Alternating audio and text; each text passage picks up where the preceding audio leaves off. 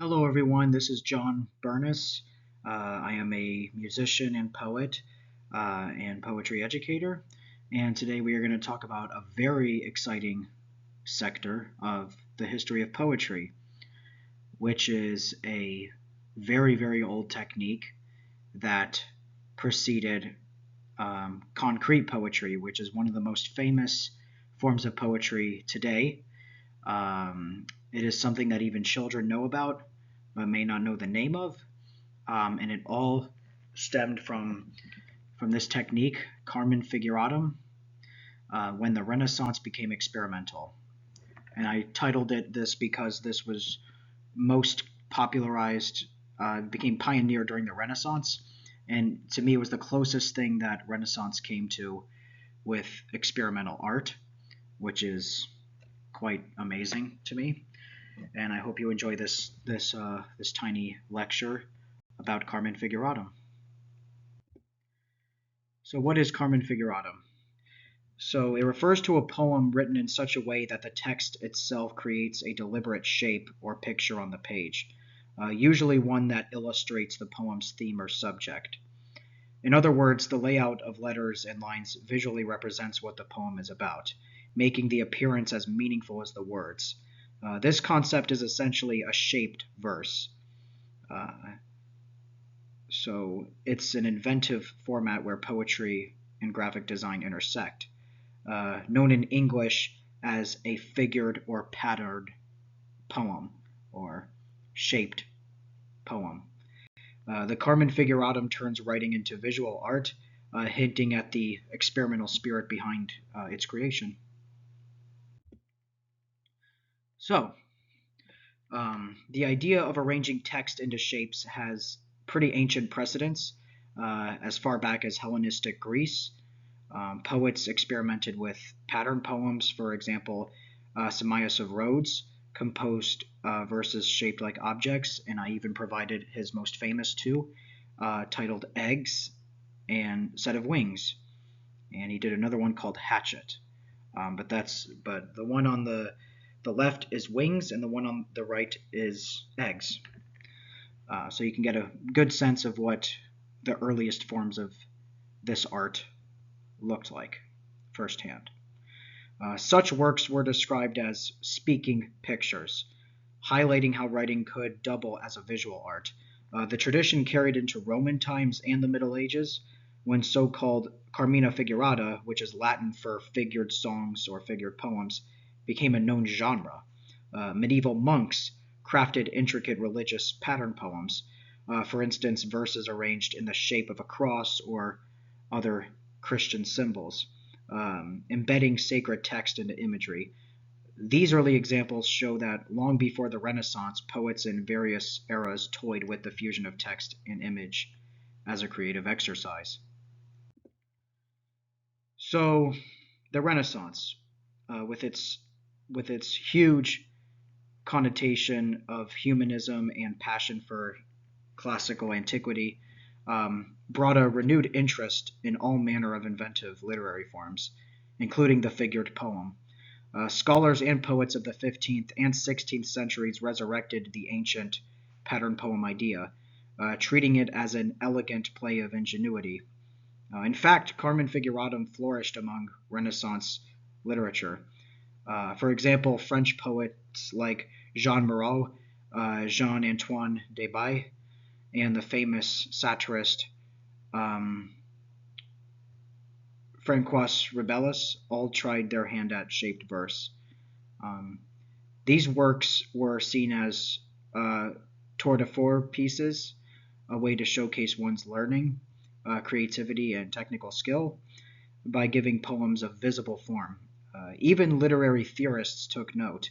In England, George Puttenham's influential 1589 treatise, The Art of English Poesie, devoted a chapter that was titled Of Proportion and Figure to such experiments, which discussed how lines of verse could be arranged into geometric shapes, such as a lozenge, a triangle, a pillar, a circle, etc., to achieve an ocular, quote unquote, ocular representation for the reader.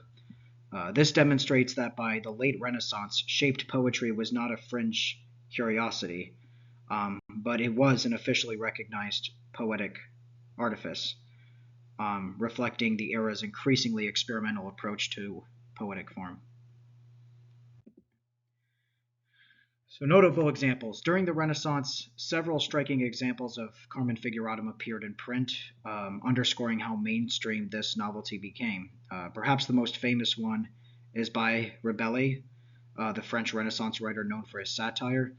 In the posthumously published fifth book of Gargantua and Pantagruel, Rabelais presents a poem in the shape of a wine bottle. This piece, which I even provided the picture, the illustration for, often referred to by the phrase "la dive bouteille," the divine bottle. It arranges its lines to outline a bottle with a cork, perfectly manifesting the subject. It is meant to celebrate the mystical truth that is found in wine. Similarly, Rabelais' contemporary Jean-Antoine de Baye, a member of the Pleiad poets, experimented with a cross-shaped poem for devotional purposes. In these works, form and content reinforce each other. Readers can not only read the words, but see the poem's theme at the glance, sort of a more humanistic way of judging a book by its cover. The fashion spread to other circles as well. French and Italian poets delighted in crafting text into emblems and shapes. With the most common would be religious in nature, so that would be altars, wings, etc. While English literature would soon adopt the idea too, which would happen a few decades later with poets like George Herbert, who made celebrated religious pattern poems such as The Altar and titled The Easter Wings, which extended the Renaissance love of shaped verse into the 17th century. These Renaissance examples illustrate the period's penchant for innovation, turning poems into visual puzzles that would engage readers in much more novel ways. And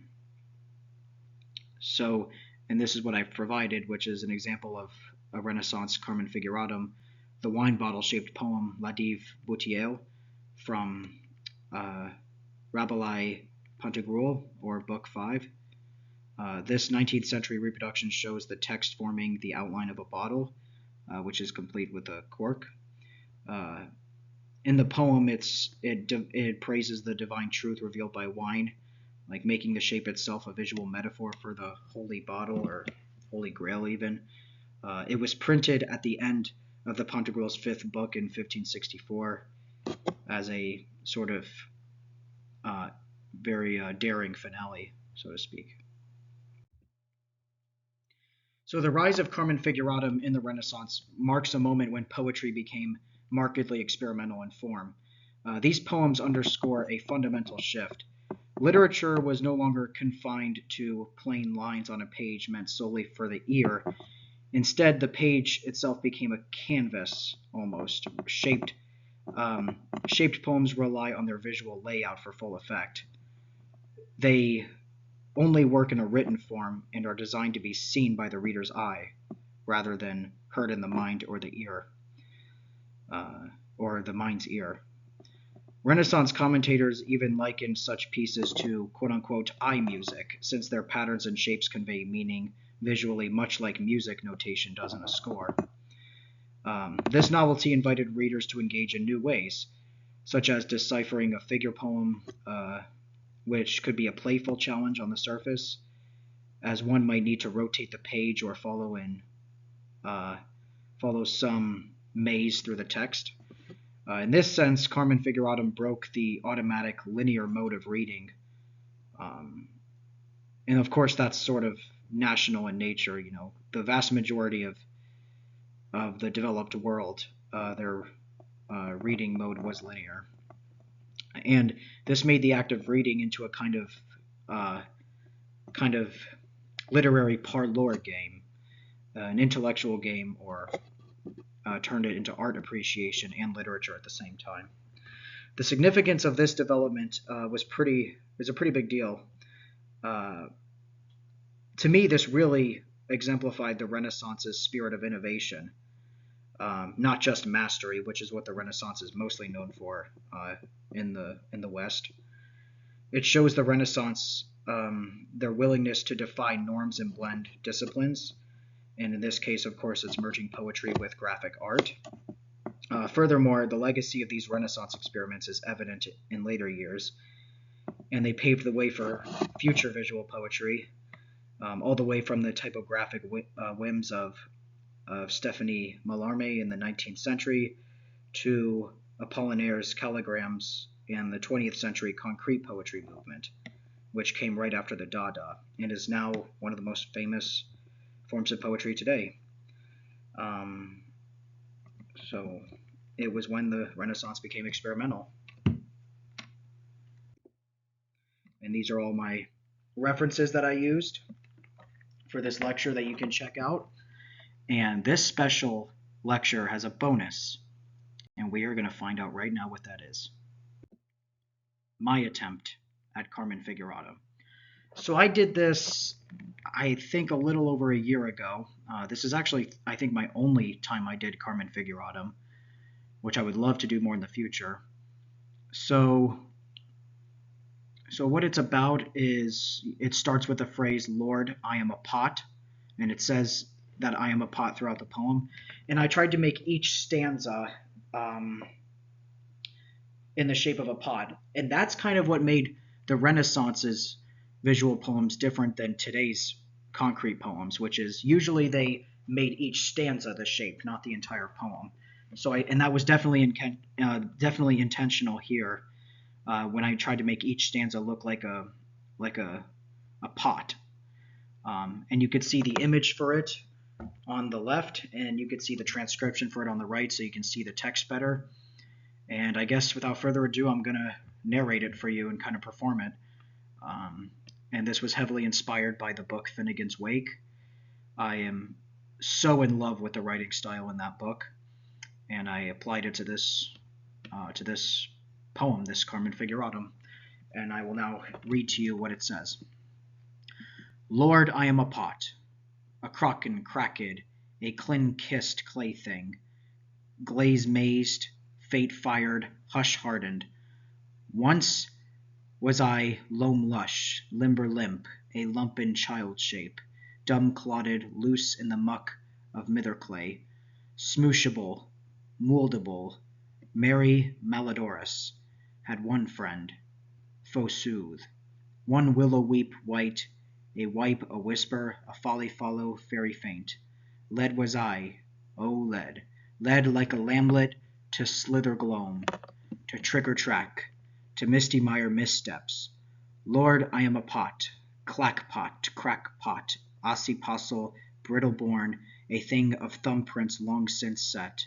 If break I must, then burst I shall, sunder splendor, scatter broad, fling my fired self to flinders, only thus to remold my wonders. Lord, I am a pot, no remothering now, no suckleback softening, no sluice slop of wet work unfixing my fix. I passed my 20s like an antiquary's ghost, not the radle-bang jazz-zoot 20s of shout, but the 1820s. Oh, the homestitch and cravat, a high-waist haunt of tea-clink hours, of hush-chapel hush-codes, of marble-graped moustum. And yet then, Lord, I was no pot, no crock, no crack, no bake-bright bric-a-brac.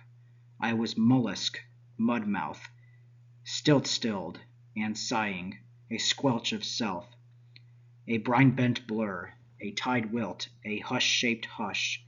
Then did I bend, then did I bow, no forge to fix me, no heat to hold me.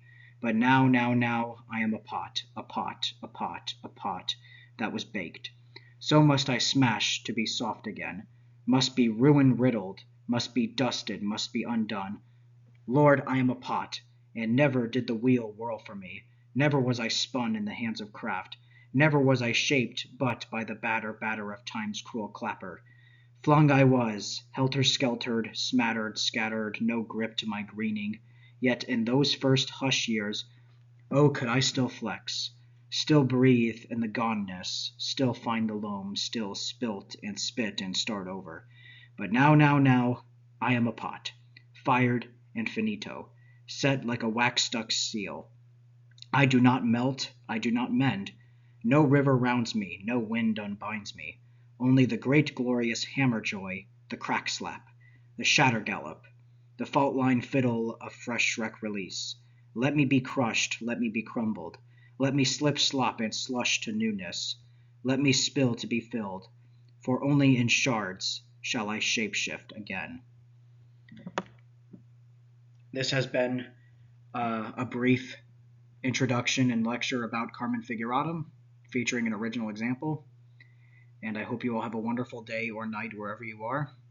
And I will talk next time.